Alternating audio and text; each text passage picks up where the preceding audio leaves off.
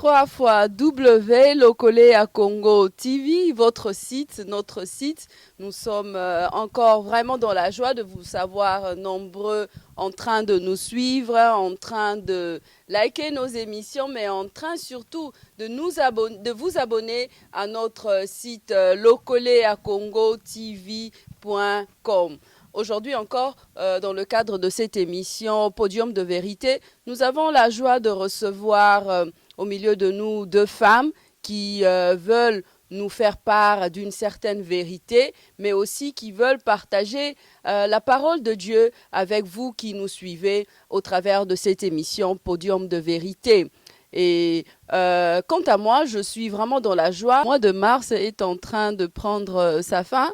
Et nous n'avons pas voulu rester tranquilles, nous n'avons pas voulu éteindre nos micros et finir ce mois sans pour autant passer la parole à la femme. Mais cette femme, les femmes que nous avons avec nous aujourd'hui sur votre site Lokole Congo TV vont se présenter et vont nous dire quel genre de message elles nous emmènent encore aujourd'hui. Et je veux saluer mes invités. Shalom maman Chantal. Shalom maman Julie. Shalom maman Alphonsine.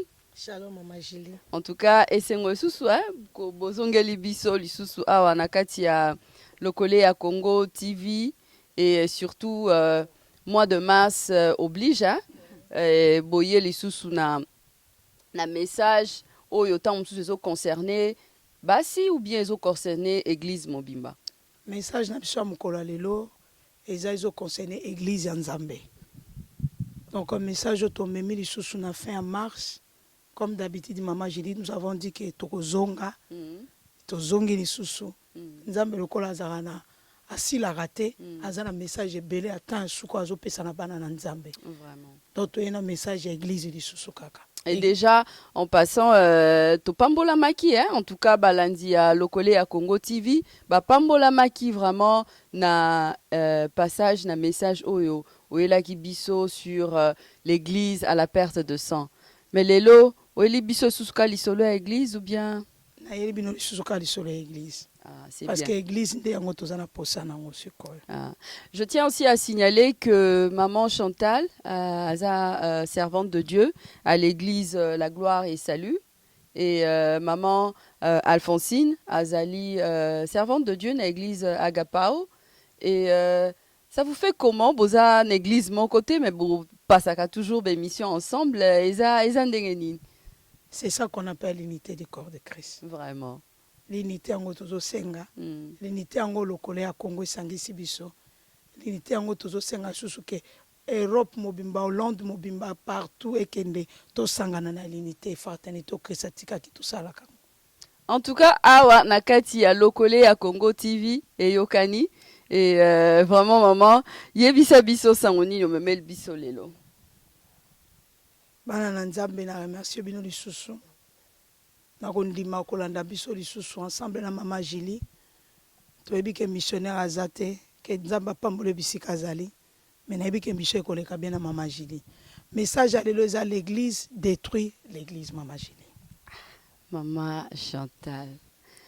L'église wana la fois passée abane kotangisa makila.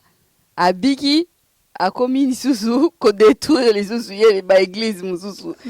Et ça n'est maman Chantal, betela biso dans l'isolo. Et maman Julie, ezali kama okamwate. C'est comme ça avec l'esprit de Dieu.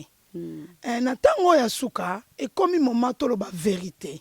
Na kata lokole alléluia, na kata lokole à Congo, on parle que la vérité. Ah ça c'est vrai. Surtout au monde lokole à Congo, ils ont beta lokole pour que sango na Nzambe kende koyokana. Maman nango ekoki. Vraiment. Maman nango ekoki. To parler sur l'église. To loba vérité à l'église. O eza yonanga maman Julie. O eza yonangai. To parler que l'église a bâtiment mingi maman Julie. Et à partir de là, on a détruit aujourd'hui. Mais to lingi pende église yonangai. To mi koti sana kati na biso. Lokole à Congo ezali. Pour message comme partout dans le monde. Que Nzamba pambola lisolo lokole à Congo. Vraiment. Lokole à Congo TV, en tout cas, et Yokani, et yé église azo détruire église isusu ndengeni. Ni bandi na ndengeni. Ah, maman, et bandi biso na livre à Corinthiens, 1 Corinthiens 13, 13. Totanga na maman Fonsina sunga biso. Amen, amen, amen, maman chérie.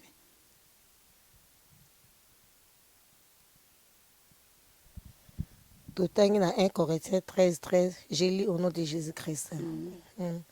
Maintenant donc, toutes ces choses demeurent, la foi, l'espérance, la charité, mais la plus grande chose, c'est la charité de Christ. Amen, maman chérie. Oui, maman, na totangi version na balobi esika nini ke église et beti église. Ah, toko mesika ngo maman chérie. C'est comme mot détruire na biso, faut toyeba siko définition. To détruire. Et là, on dit to détruire. Tu es content na 1 Corinthiens 13, 13. Zoloba na biso maman chérie. La foi, l'espérance et la charité. Mais na nyoso, et là, on tika la charité. On a un verset biblique msusu, bakomi l'amour. Vraiment. Donc, église ezaïo nanga mama Jili, la définition propre, ils ont détruit moninga na église. Donc, ngai mama Chantal, nazo détruit mama Jili. Ngai mama Chantal, nazo détruit mama Fosine. Nazo détruit foi, espérance, na amour.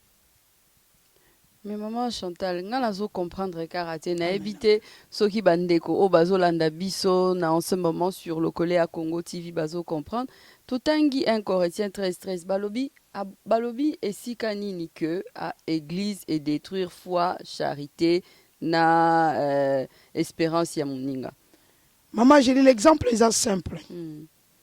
Tozala ba verset biblique. Oyo kolakisa biso et puis biloko wana ezoleka lelo na kati ya ba vie na biso. Nakopesa exemple ya femme cananéenne. Tango akendeki pa Christ. Les disciples. La femme cananéenne est dans Matthieu 15, 23 à 28. Bana nzambe Matthieu 15, 23 à 28. Donc c'est-à-dire la femme cananéenne azaki na problème à mwana na ye. Apusani pembe na mokonzi. Abeleli mokonzi. Ba disciple o bazalaki na mokonzi. Basali nini? Balobi na mokonzi benga na ye. Mama Jili, to détruire nini wana? Moi so bengi mokonzi. To lobi ne benga na ye. To détruire foi et moi sur wana. OK. Moi so na s'arrêta ki wana te mama Jili. Asala ki nini? Ndenge ba disciple balobaki na Seigneur ay ba insista ki benga na ye. Lo lenge ye ba insista ki. Na minute wana ba disciple basala ki nini? Ba détruisaki mbala moko foi et moi sur wana. Oui, mais détruisa qui ont même tenté peut-être que balinga qui ba éprouver peut-être au cause on peut que na kawana peut-être que bandai ko éprouver foi na ye et ça peut-être élément o ekoka qui peut moi si on a quoi ko utiliser pour na otala ce qui réellement foi na ye za makasi pour foi muntu nzambe mutape saka. Je le sais maman. Mais ce qui na landi bien. To tangango lisusu malamu. Tokomona place Yesu a répondu à ba disciple. Alobité na yaki ka pona ban Israël tempe na yaki pona ba brebis égaré oya libanda. Donc c'est-à-dire bazaki na besoin ko éprouver té. Donc balingaki Jésus azalaka pona bango. Jésus asala pona bato misusu té. Donc yango lelo tozanango. OK. Donc eza lelo bato ebele baza ko empêcher baninga ba vivre le beau kwa nzambe na vie na bango. Alléluia maman. Mais siko pourquoi ngai na ko empêcher yo vivre le beau kwa nzambe? Oh maman Jili. Na ko biselo ko moko. L'amour o eza règle d'or. Yango mutu ezotinda nga na empêcher moninga azwa pamboli na été. C'est-à-dire manque amour. OK. Manque amour pour Nandeko, pour Nzambe. Pour Nandeko, yaya. Mais pour Nzambe, tu. Pour Nzambe, même. Parce que ce qui totali, muto ndimi, Nzambe, atosi liloba na Nzambe. Mama Jili, muto wana, a empêché te. Regarde, ba disciple ba ki na Jésus. Ba mona ki lo lenge Christ abandai ko sala. Abaki ko opérer nyonso avec amour. Et puis tant azali ko sala bazali ko mona. Ki azali ko kende kaka te pa ba pharisien to pa ba scribe. Ne. Azali ko kende pa bato bazana bokono. bato oyo bazalaki na moyen lisusu te bakomaki na suka na bango. C'est là où Jésus partait. Po alobaki aye mpona baoyo baza na pasi. Donc amour ezangaki bango yango epusaki baloba na Christ ke penga na ye. Mais Christ asalaki yango te. Po ayebaki ke foi ya mwasi wana ekozala détruit. Mais ainsistaki atalaki bango te. Okay. Sikoyo ngai oyo na remarqué que bazo détruire foi na nga bazo détruire amour na ngai na réagir ndeni. Yo réagir toujours avec amour. Avec insistance. Maman, bazo botola yo bazo salo mabe, bazo botolo place na yo na miso nzambe yo zala kaka ozala na kaka kolinga kaka bato ango. Maman, insister. Christ alobaki na bisoni. So ba beti okoto yo. Eza litama msusu ba bakisa lisusu. Dans l'amour tango eza place wana. Maman, règle d'or so eza na kati na yo. Fouille amour so keza. Moni mwasi yo. Yaya ayokaki, amunaki, mais salini a insister. L'amour, Maman Julie, nakoloba ndenge nini omoni Christ tozoloba lelo yezo aza Christ expérience. T'as expérimenté Christ en quoi? Mais tu as biso dans l'isolo maman Chantal Yopé. Expérimenter Christ en quoi? Na expérimenter Christ na vie na nga na bana na ngai. Oh na oloba no Maman Julie na vivaki yango. Bana na ngai naza na bana 4. Mibale ya mibali. C'est là que na Christ. C'est là que Christ a fungola bana nanga minoko. Jésus wana nda meminga lelonga no to solo la makambo na kati ya Lokole TV. Amen. Lokole ya Congo TV. Amen. Amen. Alléluia. Azoloku en tout cas. Mais siko awa mwasi oyo pardon na correction otangeli biso amour, otangeli biso foi, otangeli biso pe espérance. Siko torocha espérance ndeni na makambo nyosoto. Na makambo nyonso Maman Julie, on a toujours besoin de l'espérance. Pourquoi? Parce que ce que l'espérance est zate maman nanga, nazolo ba no vérité. Ya yango tozomona lelo. Po mingi ba salaka ba confondaka espérance na foi. Po mutu mswaro kansa nazo espérer musupa roba naza na foi. Différence est ça entre les deux? Maman Julie nakoloba no eza biloko wana misato etambola kanzela moko. Mondenge correction expliquer biso bango nyoso batambola nzela moko. Maman Julie na kopesa o illustration ya femme samaritaine. Femme samaritaine ils ont parlé biso tous na Jean 4. C'est là qu'on nous parle de la femme samaritaine. Maman Julie, la femme samaritaine. Tu as dit qu'aki na azaki na via malamute. Azaki mosa za obana mbala bato. Mais Maman Julie, ayebaki Christ wapi? Donc c'est-à-dire, azalaki mosi moko, azalaki l'espérance, ayokaki lisolo que Christ akoya. OK. Maman Julie, il sera femme samaritaine. Nayoka yango elengi mingi. Yeah. Pourquoi? Parce que ayaki mosi moko, malgré masumu azako tambola nango wana. Mais azali kolela kaka ke Christ wana mukola ko ya espérance na ngai. Ya lobiko na ngai. Na yebite mena yebike lolenge balobelaka mutu wana lolenge mutu wana zo sala musala na ye parce que na moment wana asa yoka ki lisolo ya Yesu pour Bible zoloba ça renommé cet accru toute l'envie en parler. Donc c'est-à-dire même la femme samaritaine azalaki au courant Maman Julie makambo que ça zo sala. Mais seulement que empêcha qui était jour akutanaki na Christango. Justement, Maman Julie, c'est ça. Rencontre ya biso na Christ. Mingi. Bon moto na biso esalaka. Bon nzambe te. Parce que manière au Christ ayela ki Maman Julie, même les pharisiens, même les scribes, ba yeba ki te keza Jésus. Mais la femme samaritaine a salaki ni. Mais tango Christ a ko loba na ye, sekele. O mutu moko ayebita pari na nzambe. De placer fungola qui accompagne Kembe. Non. Oh, comme makambo so comme makambo assuré. Bon, si on a vie courante de Tozaboya, quelles sont les choses au batuba salaka, au yo mona rapenza, au époussé, au leka en émission, au ya rote ya biso, et là on y batuba salaka, au monique ils ont détruire penza baninga. Maman Julie, on a d'abord, comme l'autre fois j'avais parlé, les œuvres de la chair. Tamso mona hinde ko moko aboma hinde ko ne muninga chake pe ambeli o participa ina meurtre moko lobite na kokate funa ya loba. Non, maman Julie, omoni tokoloba lisusu te kaka ba maître o mutasali. Non, maman Julie, ça se voit là. Comment tozo inana? Comment il y a la haine katina biso? Biso banane. Banana nzambe ba chrétien en général. Na biso bana nzambe biso Si, to maman ni Julie. Yesu lo kwa mokonzi pe mobikisi ene eza kaka. Maman Julie, oui. Soki totali na ba païen na biso banana nzambe. Tozolo balelo likambo yo ke maman Julie que peuple ya nzambe o ba bengi chrétien o Jésus afutaki makila na ye. Ozo comprendre. Donc eza ke loko ke biso tozala bato ya kofungwama. Ko kabwana ezali division eza na kati na biso maman Julie. Na kopesa lelo exemple. Biso na biso kabana na nzambe. Lelo musala nzambe ezali. Mais soki ba invité biso to yakate. Mais toza na poto maman Chantal mutakie ko répondre azana bana na ye, azana musala na ye, azana ba préoccupation na ye, agenda eza kotonda, c'est normal. Maman Julie. Ecclésiaste le binabiso. Chaque chose a son temps. Donc c'est-à-dire agenda zo benge tondi. Yende mutapesio pe marabomoy. Agenda lo bi tondi ba no yozo lo bawan. Maman Julie. Bano zo betela tolo to zo betela tolo. Ya yende muta déficit biso. Soka lobi na yo telema kende ko loba makambo na ngai ya kanga agenda. Obéir. Chaque chose a son temps. Era agenda za même kutu mundelo a programme de lundi à vendredi musala weekend férié zalaka. Nini sio zo boma bana nzambe. Et le zo boma bana nzambe maman Julie.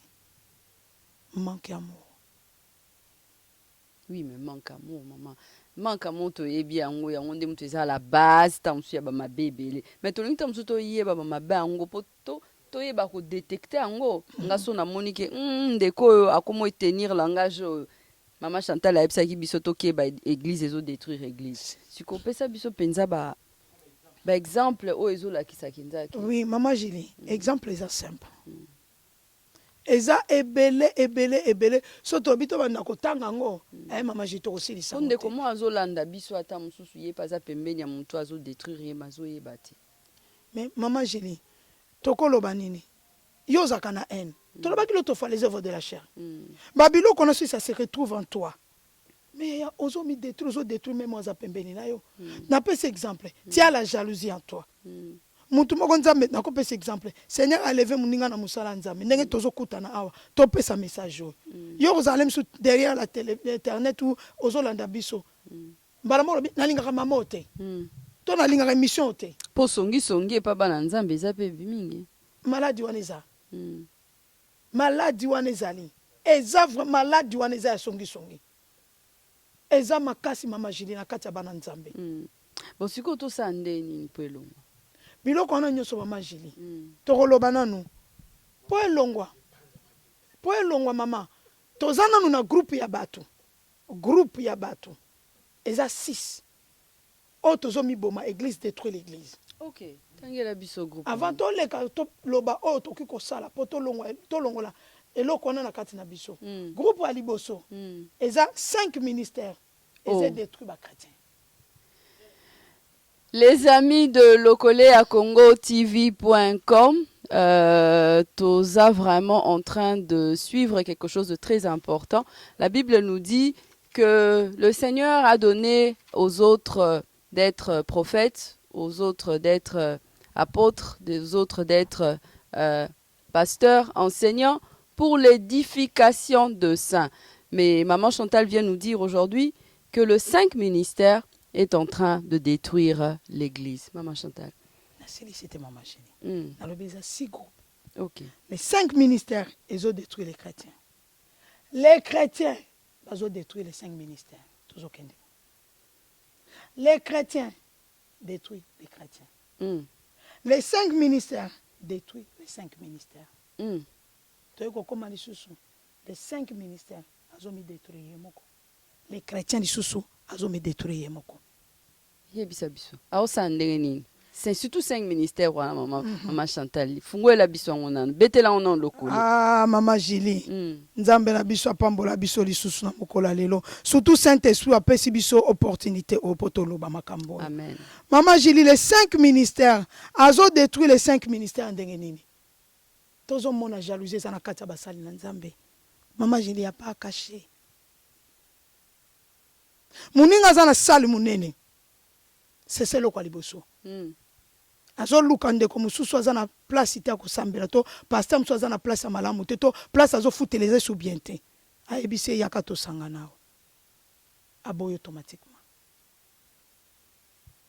donc à détruire bien sûr maman mais maman Chantal oza quand même oyebi quand même ke bana nzambe batambolaka bongo te il faut azala conduit par l'esprit soki pasteur wana molimo na nzambe ayebisi ete akolwa esala epa na yo yo omoneka mbala moko azo détruire ministère na yo makambo ya molimo santo oyo tolobaka mpe ya solo nakokende conférence na bango te mpo bango bayaka oya biso te ozona na mama Julie le Saint-Esprit tozoloba Saint-Esprit pakoloba noke nabi mama Julie ozangi to supposons ozana sala obengi ndeko mususu pasteur papa yaka tosangana tobondela tozosambela mutu bo ponga na osambela diable te na osambela Jésus de Nazareth alors comment se fait-il ngai na osambela Jésus de Nazareth na moni yo na place te na bengo yaka tosangana yo lobi non ya te Saint-Esprit a convaincre ya non si tu ressembles à Jésus, tu as na place.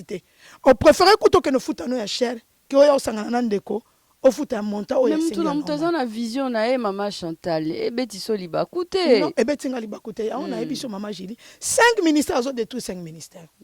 Parce que dans ma cambo Saint-Esprit convaincu.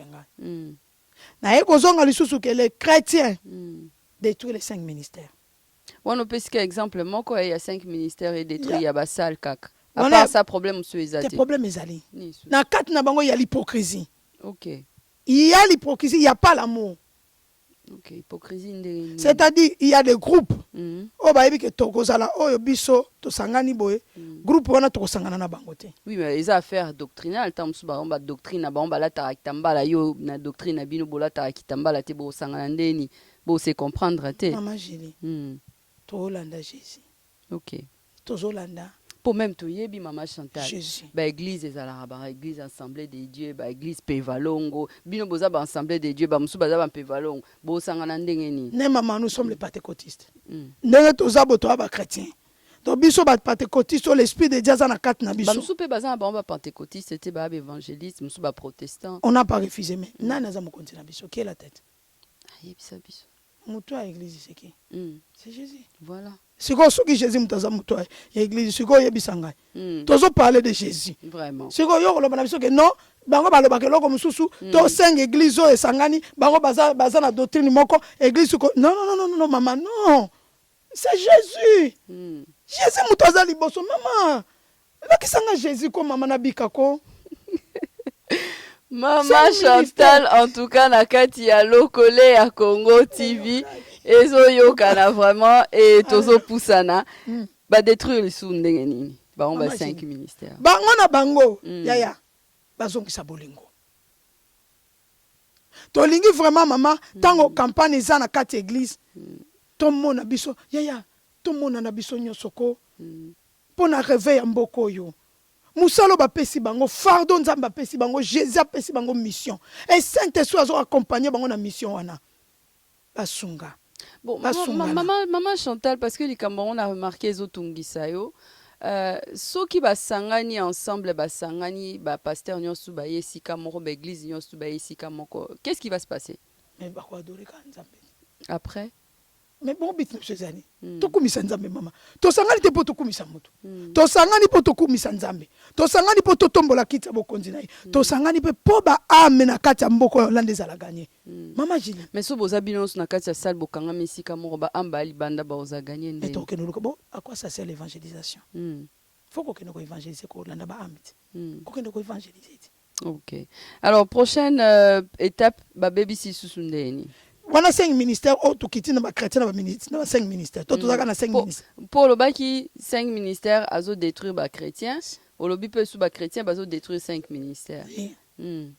Papa, maman, 5 ministères eza lokola yo tozo conduire sikoyo mondima ye azalaka na yo azalaka na église eza na bamateya mosusu mama toboyi te nzambe apesaki yo espéraki oteya mais n'oublions pas toza na babebe na yo na kati église oyo baza na besoin balia mpe biloko oyo nanu ya makasi te paul meme alobi na biso tokolesa motu to aza na miliki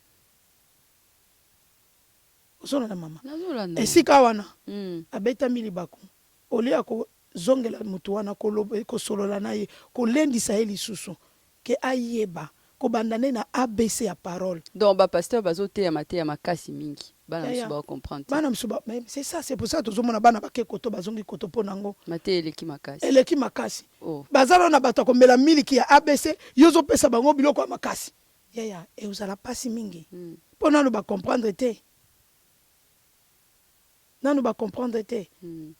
mais ba abc wana baa nango besoin ntango yo koteya oyo ye nano akomi solide te mama Julie aokima chrétien mpe memema mosali na nzambe aza moto oyo sunga ye na prière na yo mais tozomona chrétien bazoya mingi na nini na makambo ya corruption corruption eza na kati église po apesoni oh mama tozomona makambo ebele mama Chantal loba nanu yo mpo ozotika bato na suspense loba te natiki na suspense te bana na nzambe bazoyeba oyo nazoloba nabosani mpo na 5 ministère tozolanda biso nyonso bemission ezoleka tala neti un pasteur to 5 ministère ondimi otikala ni bana na nzambe bamona mais wana eza to comprendre ke wana eza pasteur asolo te po pasteur asolo otelemani te quand même mama te tosalaka makambo wana te omoni momo tokomi biso nyonso toluka tozonga na nzela tobimi vraiment libanda ya nzela mwana na nzambe aza supposé ya kosunga mokambi na ye mokambi kaka te aza mabe biso mpe toza mabe parce que soki namoni mokambi na nga na erreur moko to namoni na likambo malamu te nakende kofukama nabondela mpo na ye melo oninga na kosala nakobondela te kutu na bandisi koloba kaka mabe te oki ose confier moto apeso conseil par rapport à makambo omoni toboyi te makambo omoni oki se confier soki pasteur aza nanu na déontologie wana te ya koyeba kogarde likambo to abimisi yango c'est pas une raison yo kabwana na ye na ndenge mabe yo zwa ta ya prière kende na mabondeli bible ezoloba na biso nini tobondela mpo na bafaible mama Julie mais en même temps pasteur aza quand même fort par rapport ya mondimi aza faible te aza fort nga mondimi naki pa pasteur naloba ne pasteur olataki boye osalaki boye eza quand même epesameli nga te loto mwana mama eloko tozobosana mingi yango wana toza nanu na miso ya nzambe bafrère na basœur 5 ministère eza ke nzambe moto apesi lokola grade ya kosala mosala oyo ozosala wana siko soki nga sœur oke na ye koyebisa yo likambo oyo ke nzambe alakisi to likambo oyo namoni ke oyo eza malamu te nasunga nango paster na ngai to nasunga nango apôtre to prophète to nani mais papa mama soki ozomizwa ke oza frère ndenge nzambe azozwa biso okoyoka vraiment. En tout cas, maman Chantal, tu as commis vraiment courir derrière temps. Na habité soki, okoki déjà oye bisabiso, siko église et détruire église toyoki, opesi be exemple belesko, to sala ndenge nini, po to ebana ko remédier na problème. Alors, eloko kana ko senga la bana nzambe ezali, comme j'avais dit l'autre fois, toza musika na makomi. Soki biloko nyonso ezokomela biso soki tozoko détruire biso na biso c'est à cause ya nini tozo mettre parole à nzambe en pratique malamu te soki totangi livre ya Hébreu 4 12 à 13 ezoloba na biso modindo ya parole Hébreu 4 12 à 13 elobi na biso car la parole de Dieu est vivante et efficace plus tranchante qu'une épée quelconque à des tranchants pénétrant jusqu'à partager âme et esprit, jointure et moelle, elle juge les sentiments, les pensées du cœur. Nulle créature n'est cachée devant lui, mais tout est nu, découvert aux yeux de celui à qui nous devons rendre les comptes, Maman Julie. C'est ça. Donc, par là, on sait que parole de Dieu n'est zangi ba pasteur. Alors que... Pas seulement les pasteurs. Alors que, dans l'église, bate ara liloba nzambe bazangi yango te. Pasteur nyonso en tout cas aza na au moins une bible na ndako na ye. Si. Et mwana nzambe nyonso to aza na au moins une bible na ndako Si. na ye. Mais comme maman Julie, moi na nzambe nyonso à mettre en pratique, même mosali na nzambe les 5 ministères, ko mettre liloba wana en pratique. Ce qui Bible lobi na biso, fais pas ça. C'est pas parce que yoza proche nangai na salangote. Non non non non non. Ce qui Bible lobi na biso, fais pas ça, ne le fais pas maman, parce qu'il y a les conséquences. OK. Donc pour na koloba ke Hébreux 4, 12, 13, lobi na biso que la parole en nzambe yango mutu eza solution nyonso. Mwana na nzambe nyonso oyo azwaka temps chaque jour ya ko rendre 2h40 minutes pour toza na 24 heures mama Julie. 2h40 minutes na présence en nzambe ko tanga Bible ko sambela ko yoka ko partager ko évangéliser mama et ko mona na miso akozala détruite. Payé par ko détruite. To yoko mona lisusu 1 Corinthiens 6 19 à 20. Et lo banabiso votre corps est le temple du Saint-Esprit. Mama Julie. To pumbwe mingi. To sakani na nzoto na biso mingi. Mais est-ce que to yebi keza temple molimo santo? Oui, mais déjà ko bengi yango église donc alors ce to yebi eza temple molimo santo. To longola destruction na to sala. To longolango vraiment s'il te plaît. To longolango. Donc vraiment pour conclure, eza que église ezo détruire église donc ndeko na ndeko azo détruire ndeko, azo détruire po azangi parole, azo détruire po azangi bolingo, azo détruire po azangi foi, azangi espérance. C'était le message koela ki biso. Le message na ki nango lelo yango wana. To détruire la foi, l'espérance na l'amour ya bato. Yango to ekoloba ke les écritures tango zo tangango. Biloko na nyonso ekovanda o malamu. Mais ko bossa na te oza nzoto molimo santo. Et bona suka nango Galatie 6:7 alobi na biso. Oh maman Julie, ça j'aime ça. Ne vous y trompez pas. On ne se moque pas de Dieu. Ce que l'homme a semé, c'est ça qu'il va récolter. Yo semé nini. C'est ça. En tout cas, maman Chantal, merci beaucoup na passage na yo awa na kati ya lokole ya Congo TV.com et bele balanda ki yo bayoki et j'espère que bazo sala bazako sala lokola moi bazako mitala bazo sala ba examen de conscience batala soki réellement bazako détruire bandeko na bango et puis ba 5 ministères naza sur na ngonga o bayoki yo et bazako mitala pe baye basoki réellement bazako détruire église. Tokomi na suka mama liloba na yo pona oyebana kotika biso na mokolo ya lelo. Na remercie lisu nzambe na Saint-Esprit apesaki biso opportunité to passer lisusu na émission na mokolo ya lelo to ya koloba lisusu la vérité c'est l'église qui détruit l'église. Na remercie bana na nzambe nyonso ba olanda biso. En tout cas na kosenga moko na moko alanda ayoka attentivement azwa Bible na ya kota na kati nango. Merci encore pour la missionnaire Placide na yo moko mama Jésus. Lokole à Congo TV et continuer les sous ko continuer ko sala musala pour na ko édifier, ko exhorter bana na nzambe bazala les sous édifier. Na remercier sou nzambe kaka. Kaka nde na lobaka no mama Jésus. Nous reviendrons encore. OK. Na pesi miko na mama Foussine pour y faire remercier. Merci beaucoup en tout cas. Oui. Sorry, na pamboli sou nzambe o apesi so temps oyo.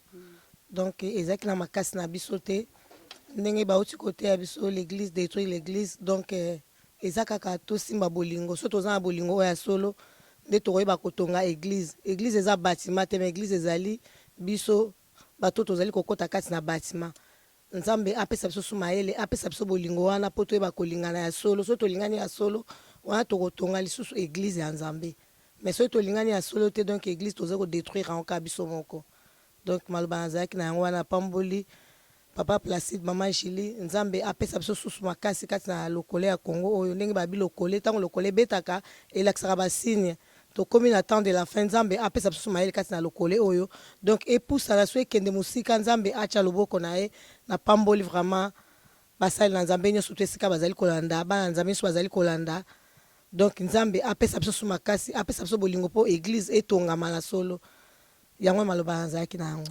Vraiment, merci beaucoup, maman Alphonsine. Merci beaucoup, maman Chantal. Merci, maman Merci à vous qui avez pris du temps pour nous suivre et surtout restez branchés, restez connectés à votre site Lokole à Congo TV. Carlos Kalouza, Misapia Pembe, Topambolio na Kombo na Yesu. Shalom, à la prochaine. Shalom.